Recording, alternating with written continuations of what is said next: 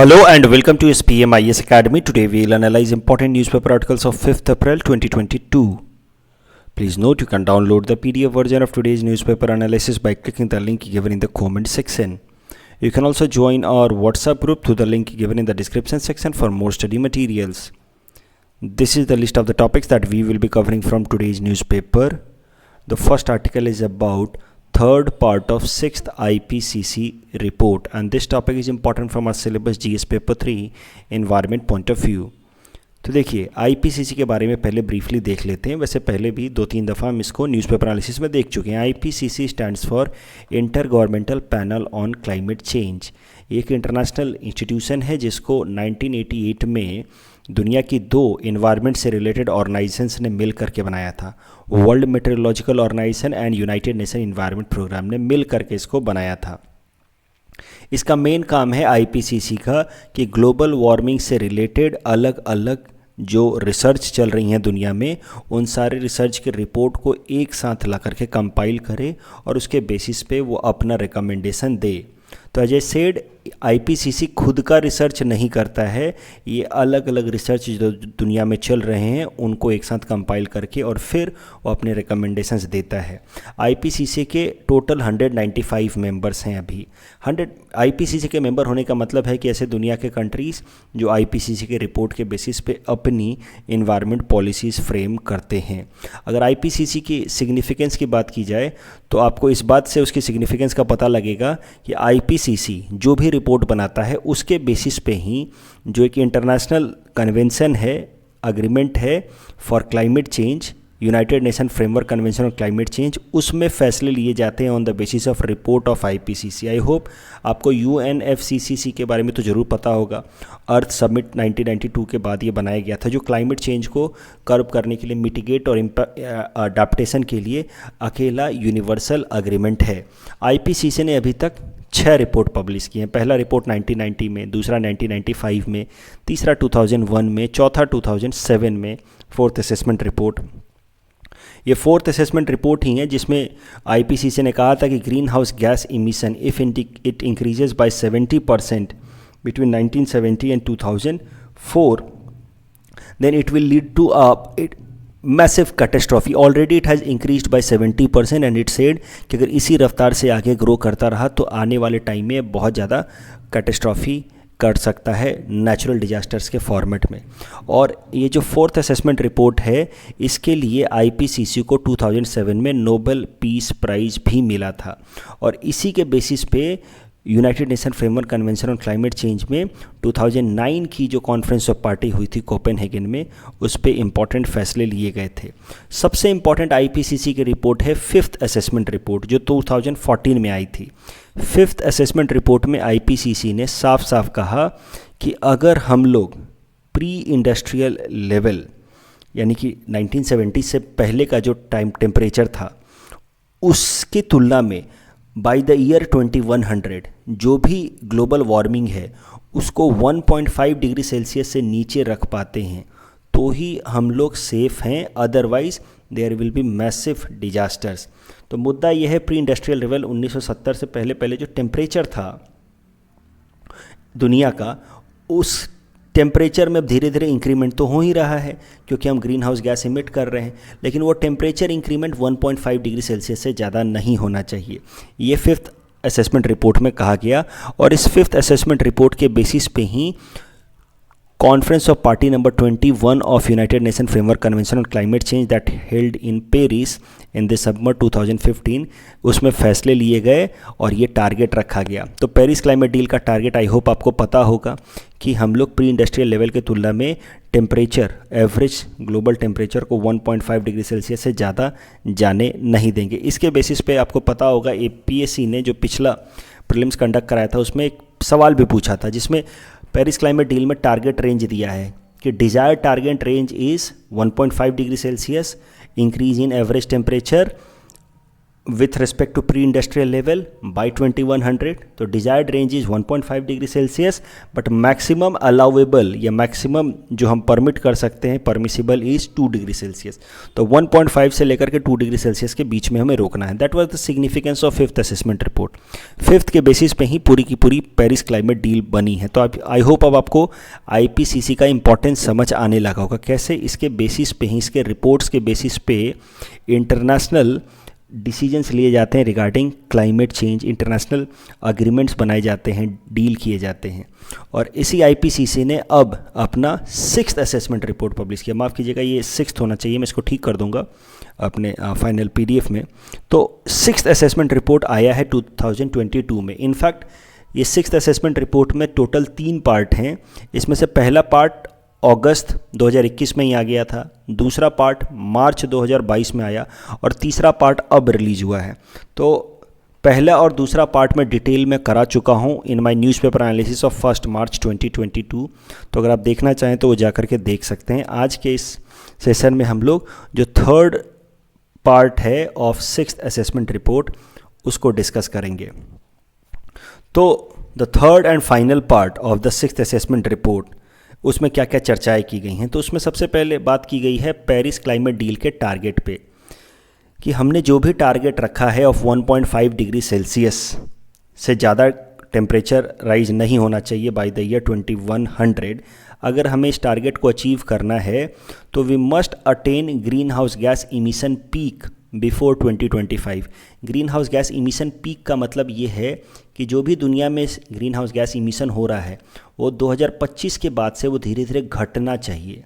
That is the meaning of green house gas emission peak bye 2025. 2025 तक peak कर जाए, उसके बाद धीरे धीरे घटे, तभी जा कर के ये 1.5 डिग्री सेल्सियस वाला टारगेट हम अचीव कर पाएंगे. उसके अलावा हमें कोशिश करनी है कि 2030 तक ग्रीन हाउस गैस इमिशन का जो रेट है वो मौजूदा रेट की तुलना में 43% तक कम हो जाए, तभी जा कर के हम ये टारगेट अचीव कर पाएंगे. अगर हम ऐसा नहीं कर पाते हैं तो टारगेट हमारा है 1.5 डिग्री सेल्सियस, लेकिन रियल सेंस में जो एवरेज इंक्रीज इन टेम्परेचर है that will go beyond 3 degree Celsius by the year 2100. तो यही कहा गया इस third part of 6th assessment report में कि पेरिस क्लाइमेट डील के अंदर अलग अलग देशों ने जो कमिटमेंट किए हैं, जिसको नाम दिया गया है intended nationally determined contribution, these commitments are not sufficient to meet the desired goal of 1.5 degree Celsius. देशों को, अलग अलग मेंबर्स को ज़्यादा कॉम्पिटिटिव कमिटमेंट्स करने होंगे और उनको फुलफ़िल करना होगा. उसके अलावा इस रिपोर्ट में ये भी कहा गया है कि इन्वेस्टमेंट एंड फाइनेंसिंग पे फोकस करना होगा. जो रिच कंट्री हैं, डेवलप्ड कंट्रीज़ हैं, उनको डेवलपिंग और LDCs लीस्ट डेवलप्ड कंट्रीज़ में फाइनेंसिंग करनी होगी फॉर ग्रीन एनर्जी. ऐसे ऐसे प्रोजेक्ट्स को फाइनेंस करना होगा जिससे ग्रीन हाउस गैस इमिशन कम हो, क्योंकि जो गरीब देश हैं उनके पास उतना पैसा नहीं है कि वो अपने लेवल पे सोफिस्टिकेटेड इंडस्ट्रीज़ लगाएं, सोफिस्टिकेटेड मीन्स ऑफ ट्रांसपोर्टेशन लेकर के आएँ जहाँ से ग्रीन हाउस गैस इमिशन कम हो. तो अगर उनको पैसा नहीं दिया जाएगा बाय डेवलप्ड कंट्रीज़, तो these countries, poor countries will keep on coming up with such methods or such modes of transportation and industry which will be more polluting. तो फॉर एग्जांपल हमारे दिल्ली मेट्रो में हमारी जर्मनी ने मदद की है. अगर दिल्ली मेट्रो नहीं होता तो लोकल बसेस चलती जो ज़्यादा इमिशन करती. तो मुद्दा यह है कि ज़्यादा इन्वेस्टमेंट और फाइनेंस के फ्लो होने की ज़रूरत है from developed countries to the LDCs and developing countries to ensure कि हमारा ये जो ट्रांजिशन है और 1.5 डिग्री सेल्सियस वाला टारगेट है वो मीट हो पाए. लेकिन एक पॉजिटिव चीज़ें भी बताई हैं कि एक पॉजिटिव बात भी हो करके आ रही है, निकल करके आ रही है as far as climate change and global warming is concern.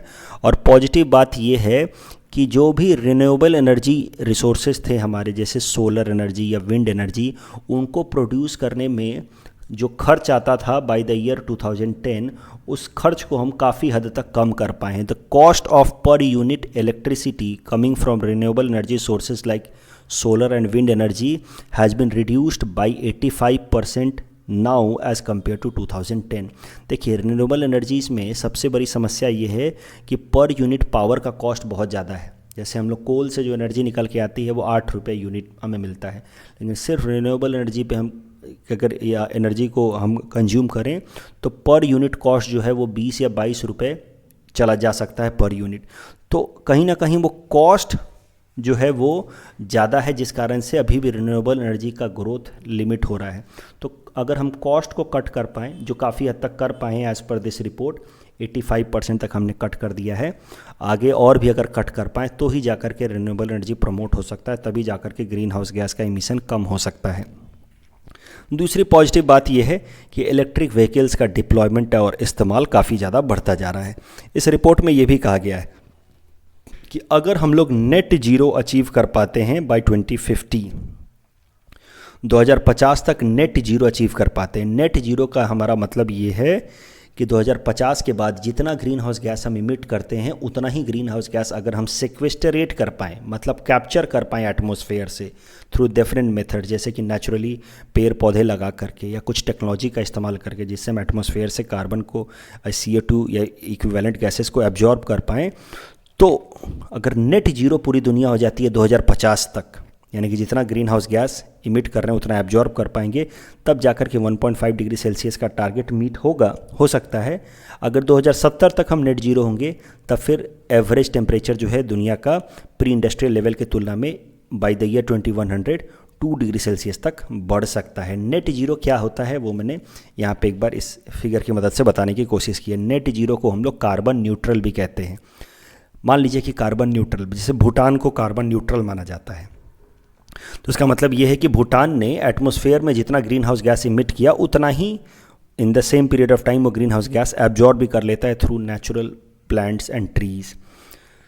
तो that is how since 2009 Bhutan has become a carbon neutral या नेट जीरो कंट्री। अगर इंडिया के अंदर बात की जाए तो 2020 में प्रधानमंत्री जी ने अपने 15 अगस्त के भाषण में कहा था कि लद्दाख को, लेह और कारगिल को इंडिया का कार्बन न्यूट्रल रीजन की तरह डेवलप किया जाएगा, यानी कि जितना भी वहाँ से ग्रीन हाउस गैस इमिट होगा उसको हम लोग उतना कम से कम unit green house gas absorb कर लेंगे।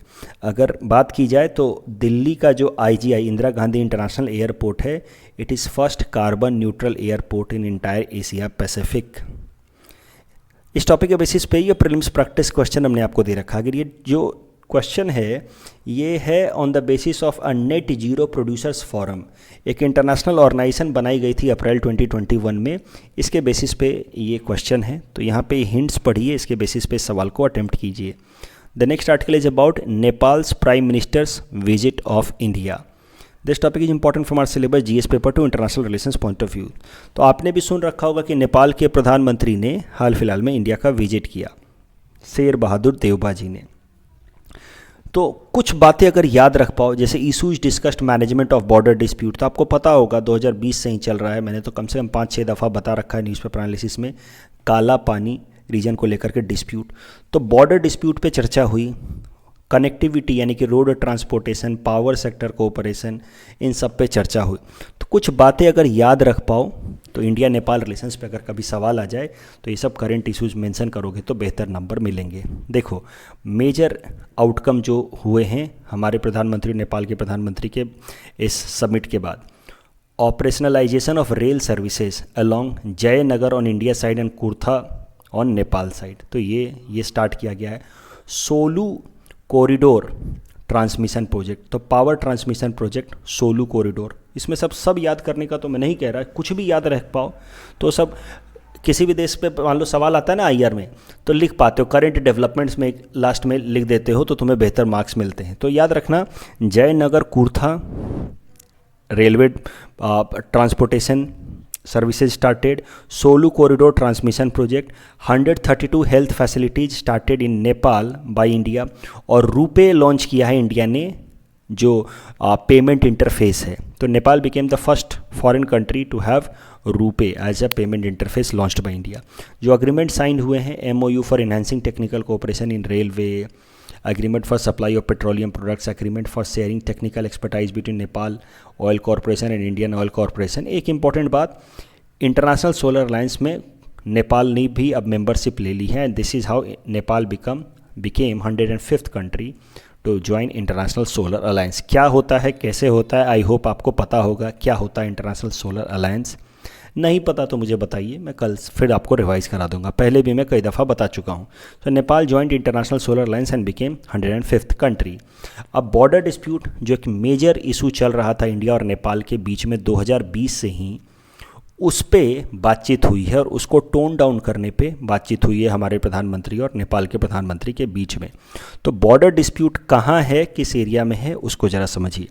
ये जो नेपाल और हमारा इंडियन स्टेट उत्तराखंड का जो बॉर्डर है, यहाँ पे एक छोटा सा टेरिटरी है काला पानी, और काला पानी एरिया को लेकर के डिस्प्यूट है इंडिया और नेपाल के बीच में। ये डिस्प्यूट के पीछे कारण है ब्रिटिशर्स टाइम की एक treaty between British India and Nepal. उस ट्रीटी का नाम था Sagauli treaty, that was signed in 1816।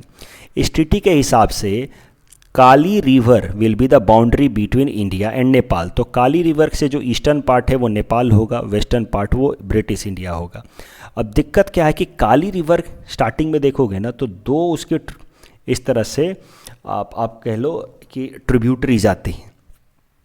एक आता है लीपू लेक से, एक आता है लिम्पू धारा से, और ये आकर के फिर यहाँ से मिलकर के काली रिवर जा रही है। अब इंडिया का कहना है कि ये लीपू लेक से आने वाली जो नदी है वो ओरिजिनल काली है, इस कारण से काला पानी जो रीजन है वो इंडिया को बिलोंग करता है, जबकि नेपाल का कहना है कि ना ये काली है और इस कारण से काला पानी रीजन जो है वो नेपाल को बिलोंग करता है। इंडिया कहता है लीपू लेक से आने वाला काली रिवर है, इसलिए काला पानी इंडिया को बिलोंग करेगा। This is the dispute. एकदम अगर बेसिक बात करें तो मुद्दा यह है कि काली रिवर एग्जैक्टली कौन सी होगी काला पानी रीजन में वो क्लियर नहीं है, और ट्रीटी ऑफ सगौली कहता है कि Kali river is a boundary between India and Nepal and that has created a dispute between India and Nepal regarding Kala Pani. लेकिन है क्या कि काला पानी तो बहुत टाइम से डिस्प्यूटेड था इंडिया और नेपाल के बीच में, लेकिन काला पानी पे इस जो रीजन है इस पे ऑन ग्राउंड इंडिया का कंट्रोल रहा है। इंडिया अपने मैप में भी काला पानी को दिखाता रहा है कि हाँ ये हमारा हिस्सा है, और नेपाल ने उसको डिस्प्यूट किया है कि सर ये डिस्प्यूटेड है, इस पे बातचीत कर सकते हैं, लेकिन नेपाल ने कभी भी ओपनली इंडिया के मैप को क्रिटिसाइज नहीं किया था। हुआ क्या कि 2019 में 5 अगस्त को हमने जम्मू एंड कश्मीर के स्पेशल स्टेटस को चेंज किया और जम्मू और कश्मीर को यूनियन टेरिटरी में भी कन्वर्ट कर दिया। जम्मू कश्मीर और लद्दाख दो अलग अलग यूनियन टेरिटरी। उसके बाद India released a new map, new physical political map of India. Jammu Kashmir को 2 यूनियन टेरिटरी और लद्दाख को यूनियन टेरिटरी के तरह दिखाने के लिए उस नए पॉलिटिकल मैप में हमने जैसे पहले था वैसे ही हमने काला पानी को इंडिया का टेरिटरी दिखाया। नेपाल ने उस पर डिस्प्यूट कर दिया कि आप ऐसा कैसे कर सकते हैं। Nepal tried to internationalise the issue, it tried to take the matter to UN कि India has forcefully acquired disputed territory Kala Pani from us. तो Nepal tried to internationalise issue, Nepal tried to project India as a bully country. तो और नेपाल ने फिर 2020 में क्या किया, अपने संविधान को अमेंड कर दिया। It amended its constitution and it released its new map, and as per new map of Nepal it represented this Lipulekh and Kala Pani reason belonging to Nepal. तो ओरिजिनल वर्जन कुछ इस तरीके का था, बाद में नेपाल ने अमेंड करके इस पूरे एरिया को अपना नेपाल का हिस्सा दिखाया। अब अगर आप ध्यान से देखिए कि इसके पीछे कारण क्या था, 2020 में ऐसा क्या हो गया था नेपाल को, तो आपको एक बात समझ आएगी कि 2020 के टाइम में जो वहाँ पे पॉलिटिकल पार्टी जिसकी सरकार थी वो थी कम्युनिस्ट पार्टी ऑफ नेपाल, और कम्युनिस्ट पार्टी ऑफ नेपाल प्रधानमंत्री थे केपी शर्मा ओली। नेपाल की जो कम्युनिस्ट पार्टी है it is very much close to China. तो हो सकता है कि चाइना के कहने पे नेपाल ने ये काला पानी डिस्प्यूट को इंटरनेशनलाइज करने की कोशिश की। लेकिन अगर मौजूदा प्रधानमंत्री वहाँ पे देखिए तो हैं Sher Bahadur Deuba, he belongs to Nepali Congress, और Nepali Congress shares a good ties with India right since its beginning. तो नेपाली कांग्रेस की सरकार जैसे ही आती है नेपाल में, आप देखेंगे कि संबंध अपने आप इंडिया के साथ सुधरने लगते हैं। जैसे ही वहाँ पे कम्युनिस्ट पार्टी ऑफ नेपाल की सरकार आती है तो आप देखते कि अपने आप जो संबंध हैं वो थोड़े से खराब होने लगते हैं और Nepal starts to get pro China या चाइना टिल्ड। तो यही हुआ था 2020 में, Nepal was acting on behest of China, लेकिन अब वहाँ पे सरकार बदल गई, fortunately for India, at least for the time being. वहाँ पे शेर बहादुर देवबा आए हैं और Sher Bahadur Deuba visited India also. कई सारे पॉजिटिव इनिशिएटिव्स भी लिए गए हैं। तो जब तक नेपाली कांग्रेस की सरकार है, शेर बहादुर देवबा प्रधानमंत्री हैं, तब तक आप मान करके चल सकते हैं कि इंडिया और नेपाल के संबंध अच्छे रहेंगे। The next article is about Pradhan Mantri Adarsh Gram Yojana, and this topic is important from our syllabus GS paper 2 governance point of view. देखिए, प्रधानमंत्री आदर्श ग्राम योजना 2009-10 में ही लॉन्च किया गया था। इसका मेन ऑब्जेक्टिव ये था कि हमारे देश के वैसे विलेजेस को आइडेंटिफाई करना जहाँ पे शेड्यूल कास्ट पॉपुलेशन 50% से ज़्यादा, यानी कि मेजॉरिटी पॉपुलेशन शेड्यूल कास्ट है। उन सारे शेड्यूल कास्ट पॉपुलेशन वाले विलेजेस को एक मॉडल विलेज में या आदर्श ग्राम में डेवलप किया जाए। That was the purpose of Pradhanmantri Adarsh Gram योजना। तो मॉडल विलेज मतलब वहाँ पे सारे बेसिक इंफ्रास्ट्रक्चर जैसे कि ड्रिंकिंग वाटर, एलपीजी का कनेक्शन, इंटरनेट की फैसिलिटी, इलेक्ट्रिसिटी, ये सब to ensure that the people living in this village live in harmony. ये पर्पस था प्रधानमंत्री आदर्श ग्राम योजना का। 50% से ज़्यादा जनसंख्या शेड्यूल कास्ट की होनी चाहिए। प्रधानमंत्री आदर्श ग्राम योजना को इम्प्लीमेंट करने वाली मिनिस्ट्री थी और है, अभी तक ये चल रही है ये स्कीम। उस मिनिस्ट्री का नाम है ministry of social justice and empowerment. 2021 में, पिछले साल, भारत सरकार ने क्या किया कि प्रधानमंत्री आदर्श ग्राम योजना के अंतर्गत एक ट्राइबल कंपोनेंट भी स्टार्ट किया। ट्राइबल कंपोनेंट तो हमारे देश के union tribal affairs minister Arjun Munda ji ने कहा कि प्रधानमंत्री आदर्श ग्राम योजना ट्राइबल कंपोनेंट हम स्टार्ट कर रहे हैं और इसमें हम लोग 50% से ज़्यादा ट्राइबल पॉपुलेशन वाले विलेजेस को प्रायोरिटी देंगे। और प्रधानमंत्री आदर्श ग्राम योजना का जो ट्राइबल कंपोनेंट होगा, इस स्कीम को इम्प्लीमेंट करेगा मिनिस्ट्री ऑफ ट्राइबल अफेयर्स। तो शेड्यूल कास्ट वाले को इम्प्लीमेंट कर रहा है ministry of social justice and empowerment, जबकि ट्राइबल कंपोनेंट वालों को इम्प्लीमेंट कर रहा है मिनिस्ट्री ऑफ ट्राइबल अफेयर्स। इसमें 1700 से भी ज़्यादा ट्राइबल विलेजेज आसाम के आइडेंटिफाई किए गए हैं जिनको मॉडल विलेज में डेवलप किया जाएगा। उन सब विलेजेज में अलग अलग जगहों पे वन धन केंद्र इस्टेब्लिश किए जा रहे हैं। वन धन केंद्र क्या होता है? वन धन केंद्र is simply a processing unit. देखो, जैसे हमारे ट्राइबल्स हैं, वो जंगलों में जाते हैं और वहाँ से माइनर फॉरेस्ट प्रोड्यूस कलेक्ट करके ले आते हैं। उन माइनर फॉरेस्ट प्रोड्यूस को, जैसे कि हनी या बेसिक ग्रासेस वगैरह जो भी है, बेसिक हर्ब्स, उसको प्रोसेसिंग कराने की ट्रेनिंग दी जाती है। एक सेंटर बनाया जाता है, उसको कहा जाता है वन धन केंद्र। और प्रोसेसिंग करा के प्रॉपर पैकेजिंग करके फिर इसको मार्केट में बेचा जाता है, जिससे हमारे ट्राइबल लोगों को इनकम जनरेशन में मदद मिले। तो मुद्दा यह है कि पहले चल रहा था ये प्रधानमंत्री आदर्श ग्राम योजना फॉर शेड्यूल कास्ट, फिर शुरू हुआ शेड्यूल ट्राइब्स, और शेड्यूल ट्राइब्स को लॉन्च किया गया आसाम से। 1700 ट्राइबल विलेजेज आसाम के आइडेंटिफाई किए गए हैं। 184 वन धन केंद्र भी बनाए जा रहे हैं, जिससे 60,000 ट्राइबल्स को फ़ायदा मिलने की उम्मीद है। करंट न्यूज़ क्या है? करंट न्यूज़ रिलेटेड है विथ रिस्पेक्ट टू प्रधानमंत्री आदर्श ग्राम योजना फॉर शेड्यूल कास्ट। जो प्रधानमंत्री आदर्श ग्राम योजना शेड्यूल कास्ट का है, इसके इम्प्लीमेंटेशन में जो हमारे स्टेट आसाम का कचार डिस्ट्रिक्ट है, इसको सेकंड बेस्ट डिस्ट्रिक्ट का अवार्ड मिला है। आसाम से ये बेस्ट पे है for implementation of Pradhanmantri Adarsh Gram schedule caste वाला कंपोनेंट में। Cachar district is best from Assam, but पूरे इंडिया भर में Hamirpur district of Himachal Pradesh is best. दूसरे नंबर पे कचार डिस्ट्रिक्ट एडमिनिस्ट्रेशन आया। इस टॉपिक के बेसिस पे ये प्रीलिम्स प्रैक्टिस क्वेश्चन हमने आपको दे रखा है। Please attend this question and you can submit the answer in the comment section. The next article is about super apps and this topic is important from our syllabus GS paper 3 science and technology point of view. Super apps क्या होते हैं? देखिए, एक ऐसा app जिसमें बाकी तमाम apps एक जगह आ जाएं, उसको हम लोग कहते हैं सुपर ऐप।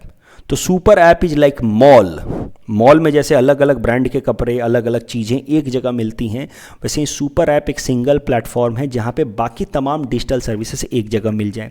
फॉर एग्जांपल, आपको शॉपिंग करनी हो तो शॉपिंग वाले ऐप्स मिल जाएं। फॉर एग्जांपल, आपको टिकट्स बुक करना हो, सिनेमा देखना हो, ट्रैवल करना हो, सारे ऐप्स एक जगह मिल जाएं।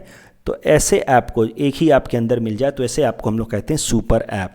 सुपर ऐप की शुरुआत आप कह सकते हैं चाइना के वी चैट से शुरू हुआ। WeChat started as a messaging app, लेकिन बाद में इसमें पेमेंट का मॉडल, शॉपिंग, कैब सर्विसेज सब आने लगा धीरे धीरे।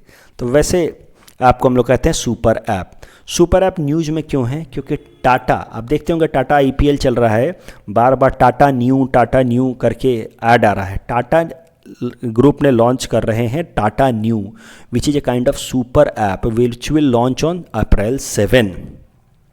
ऐसा नहीं है कि सुपर ऐप ये पहला सुपर ऐप होगा हमारे देश का, और भी सुपर ऐप हैं, Amazon, Paytm, Reliance Jio, all of them have developed their own version of super app. Super apps को लेकर के क्या इश्यूज हैं, क्यों दिक्कतें होती, मतलब क्यों इनके ऊपर क्वेश्चंस रेज किए जाते हैं?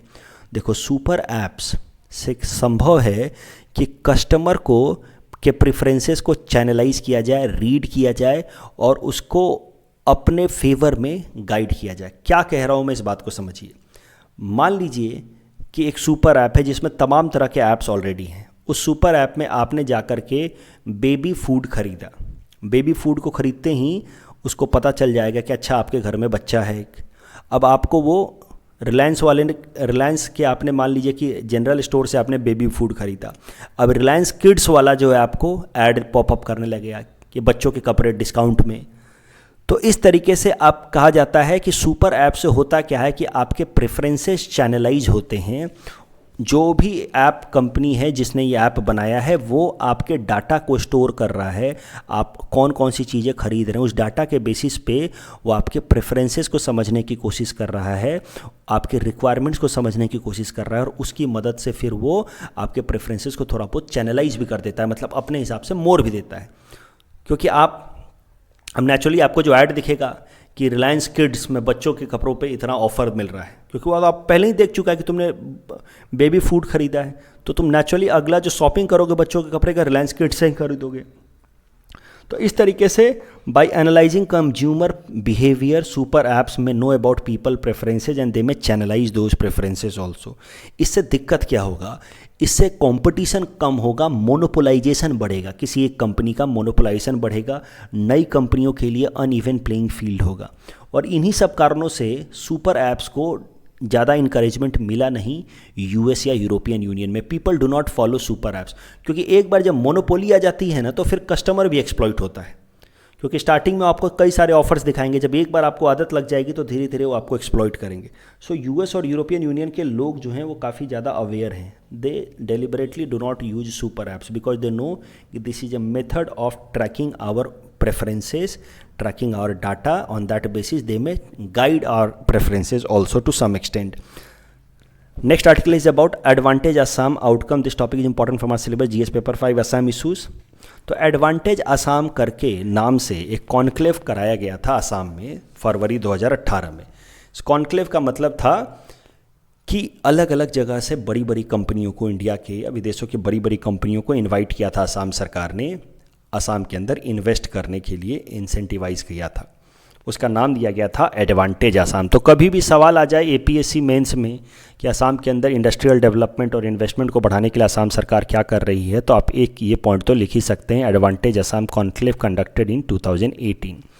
कई सारे नए इन्वेस्टमेंट हुए थे उसके अंतर्गत। 900 करोड़ का स्टील रॉड फैक्ट्री आया तीहू में, 200 करोड़ का पेप्सी प्रोजेक्ट आया रामपुर में, फार्मास्यूटिकल एंड टेक्सटाइल पार्क आया सीपाझार में। अभी एडवांटेज असम आउटकम से रिलेटेड आज एक आर्टिकल आया असम ट्रिब्यून में, जिसमें हमारे commerce and industry minister Chandramohan Patowari ji ने असम लेजिस्लेटिव असेंबली में कहा कि एडवांटेज असम के अंतर्गत 2018 से लेकर के अभी तक असम के अंदर 9,700 करोड़ तक का लगभग इन्वेस्टमेंट आया है, जिसमें से लगभग 2,200 करोड़ पब्लिक सेक्टर से आया है, लगभग 7,400 करोड़ प्राइवेट सेक्टर से आया है।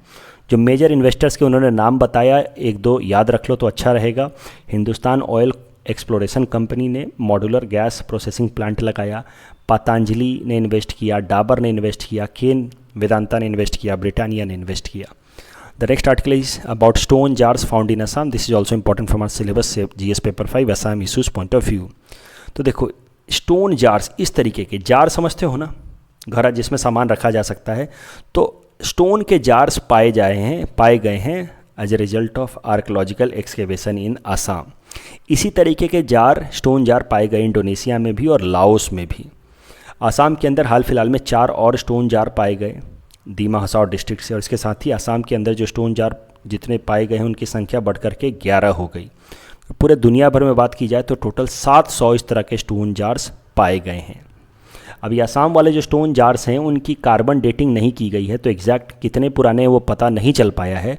लेकिन इंडोनेशिया वाले का स्टोन जार की बात की जाए तो वो 300 BC तक के पुराने हैं। लाओस वाला तो 3000 BC तक पुराना है। लेकिन उम्मीद जताई जा रही है कि असम में जो भी स्टोन जार्स पाए जा रहे हैं उनका भी फीचर इंडोनेशिया और लाओस जैसा ही है, तो ये भी हो सकता है कि उतना ही पुराना हो। एक बार जब कार्बन डेटिंग हो जाएगी असम में पाए जाने वाले स्टोन जार्स का, तो उसके बेसिस पे हम समझ पाएंगे असम की आर्कियोलॉजिकल हिस्ट्री के बारे में। We will get more information. ये कई सारे स्टोन जार्स जो लाओस में पाए गए हैं उसमें ह्यूमन रिमेन्स भी पाए गए हैं। तो आज भी लोग क्या करते हैं, मटकी में अस्थियाँ रखते हैं। उस टाइम में भी इस तरह का कुछ रिचुअल होता था शायद से। तो इसके बारे में ज़्यादा पता चलेगा when we do carbon dating of stone jars found in Assam. कल जो हमने प्रैक्टिस क्वेश्चन दिया था उसका आंसर देख लेते हैं। ये दोनों स्टेटमेंट गलत है। मैत्री और दक्षिण गंगोत्री अभी फंक्शनल नहीं है, मैत्री और भारती हैं, ठीक है। और इनफैक्ट दक्षिण गंगोत्री सबमर्ज हुआ था। So the correct answer is option D. Biodiversity hotspot को लेकर के दोनों स्टेटमेंट सही हैं। So correct answer will be option C. And कितने बायोडाइवर्सिटी हॉटस्पॉट हैं पूरे दुनिया भर में, तो answer is 36। That's all from our side for today. Thanks for watching.